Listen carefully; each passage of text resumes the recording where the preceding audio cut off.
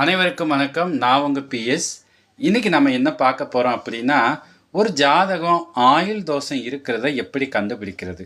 இதை கண்டுபிடிக்கிறதுக்கு பல்லாயிரம் முறை இருக்கலாம். சுலபமான முறையில் எப்படி கண்டுபிடிக்கிறது அப்படிங்கிறதுக்கு ஒரு ஜாதகத்தை போட்டிருக்கேன் பாருங்கள். ரிஷப லக்னம், லக்னாதிபதி எங்கே இருக்கார் பாருங்களேன். திரிகோணத்தில் இருக்கார். திரிகோணத்தில் இருந்தால் பிரச்சனையே இல்லைன்னு சொல்லுவாங்க. திரிகோணத்தில் இருக்கார், ஆனால் ராகுவோட பிடியில் இருக்கார். சரிங்களா? 8க்கு உரியவர் ஆயுள்காரு, 2ஆம் இடத்துல நல்லா தான் இருக்கார். குருவுக்கு வீடு கொடுத்த புதன் நல்ல வர்க்கோத்தமத்தில் தான் இருக்கார். பாருங்கள், வர்க்கோத்தமத்தில் தான் இருக்கார். என்ன பிரச்சனை அப்படிங்கிறத இந்த ஜாதகத்தில் நம்ம பார்க்கலாம். இவங்க இறந்து போன தேதி பார்த்திங்கன்னா 24/4/2020 12:20 PM. இந்த டைமுக்கு தான் மரணிச்சது. நம்ம ஏற்கனவே முன்னாடி இந்த டைமுக்கெல்லாம் இந்த ராசிக்காரங்க இதை செய்யாதீங்கன்னு சொல்லியிருப்போம்.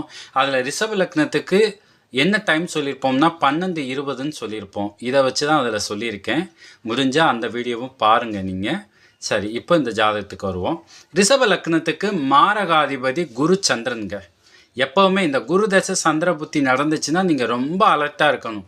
அந்த நேரம் ஒரு கண்டத்துக்கு இணையான பிரச்சனைகளை கொடுத்துரும். இவங்களுக்கு பார்த்திங்கன்னா சூரியன் கேது புத்தியில் ஸ்டொமக் கேன்சரை கொடுத்துச்சு. சூரியன் சுக்கிர புத்தியில் இவங்க இறந்து போயிட்டாங்க. இந்த ஜாதகத்தில் மரணத்தை எதெல்லாம் குறிக்காட்டுதுங்கிறத நான் சொல்கிறேன். இந்த குரு சந்திரன் சமசப்தமான பார்வை.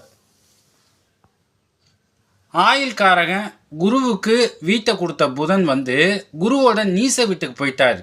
அதாவது கரண்ட்டை கொடுத்து பீஸை பிடுங்குற மாதிரியே வீட்டை கொடுத்துட்டு அவருடைய நீச வீட்டுக்கு போயிட்டாப்புல.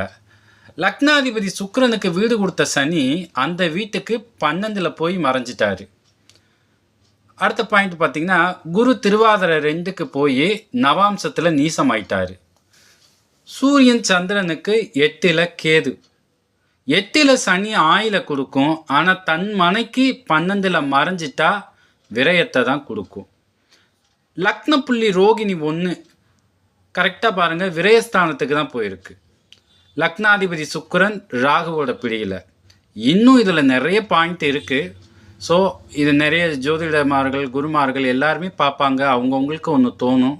கண்டிப்பாக அதை எல்லாமே பதிவு பண்ணுங்கள்.